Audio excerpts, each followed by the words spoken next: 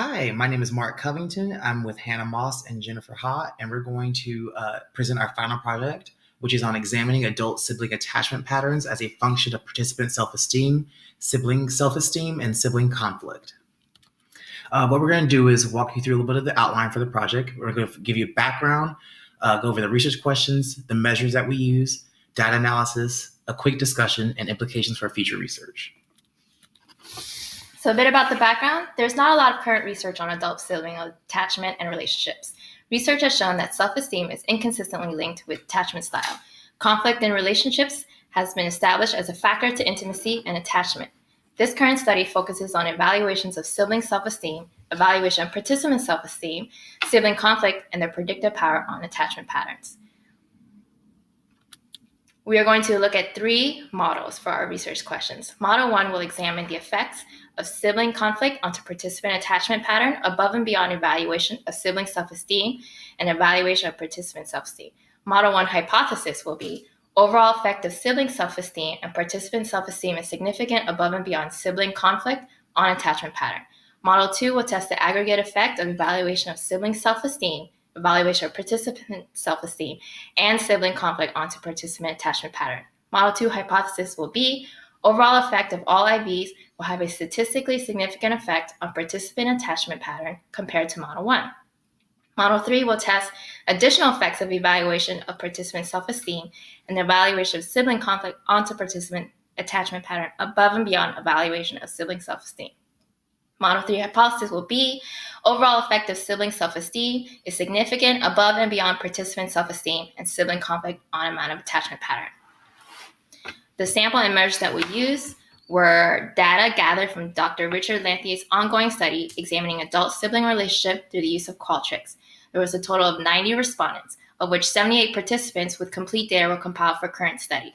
Self-esteem of participant sibling was measured through the Rosenberg Self-Esteem Scale. Sibling conflict was measured through the Adult Sibling Relationship Questionnaire, short version, and attachment was measured through the Experiences of Close Relationship Scale, short form.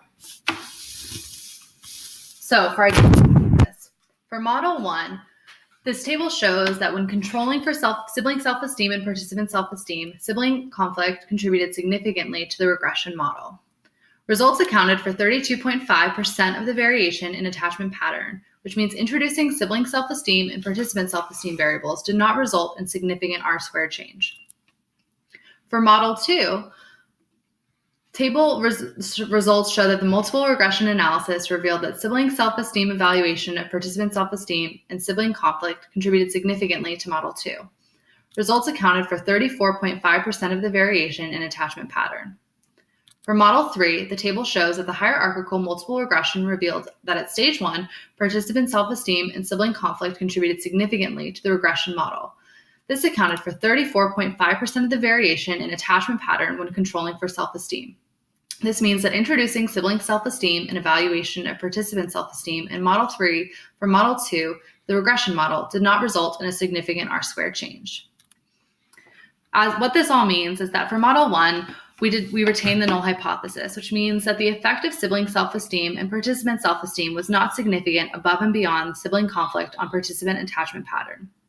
For Model 2, we rejected the null, meaning that our hypothesis was correct, that the combined effect of sibling self-esteem, participant self-esteem, and sibling conflict had a significant effect on participant attachment pattern. In Model 3, we retained the null, meaning that the total effect of sibling self-esteem was not significant above and beyond participant self-esteem and sibling conflict on a participant attachment pattern. So implications in future research. A big limitation of our study was that we had a homogeneous sample, mostly Caucasian females. However, because of the limited amount of research in the area of adult sibling relationships, these findings are still significant. Replicating this current data analysis with a more heterogeneous sample could strengthen the confidence in current findings. More research needs to be conducted in this area for that reason. Knowing more about the predictors of strong adult sibling attachment has many benefits. This is of particular importance when trying to understand development and relationships, especially in our field of counseling. That's it. Thank you, guys.